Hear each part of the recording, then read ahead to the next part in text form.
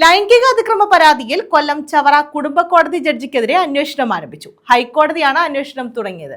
കക്ഷികളായി എത്തിയ വനിതകളോട് അപമര്യാദയായി പെരുമാറിയെന്നാണ് പരാതി. ചവറയിലെ കുടുംബ കോടതി ജഡ്ജിക്കെതിരെയാണ് ലൈംഗിക അതിക്രമ പരാതി ഉയർന്നിട്ടുള്ളത്. ജഡ്ജി ഉദയകുമാറിനെതിരെയാണ് പരാതി. വിവാഹമോചന കേസുകൾക്ക് ഹാജരായ സ്ത്രീകൾക്കെതിരെ ജഡ്ജ് ലൈംഗിക അതിക്രമത്തിന് ശ്രമിച്ചതായാണ് പരാതിയിൽ പറയുന്നത്. 3 പരാതികളാണ് ഇയാൾക്കെതിരെ കൊല്ലം ജില്ലാ ജഡ്ജിന് ലഭിച്ചത്.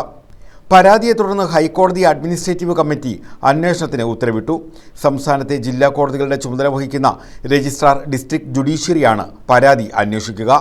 നടപടികളുടെ ഭാഗമായി ഉദയകുമാറിനെ കൊല്ലം MACT കോടതിയിലേക്ക് സ്ഥലം മാറ്റി. ജഡ്ജി ഉദയകുമാർ ലൈംഗികാതിക്രമം നടത്തിയെന്ന പരാതിയുമായി കൊല്ലം ഡിസ്ട്രിക്ട് ആൻഡ് സെഷൻസ് ജഡ്ജിയെ സമീപിച്ചത് 3 പേരാണ്.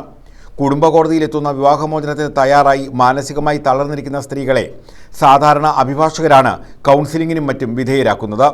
എന്നാൽ ജഡ്ജി ഉദയകുമാർ നേരിട്ട് ചേംബറിലേക്ക് വിളിച്ചുകൊണ്ട് അവരെ ലൈംഗികമായി അതിക്രമത്തിന് ശ്രമിച്ചു എന്നാണ് പരാതി. പരാതികൾ ലഭിച്ചതോടെ കൊല്ലം ജില്ലാ ജഡ്ജി ഹൈക്കോടതി അഡ്മിനിസ്ട്രേറ്റീവ് കമ്മിറ്റിയെ വിവരം അറിയിക്കുകയായിരുന്നു. News bureau, Chavara.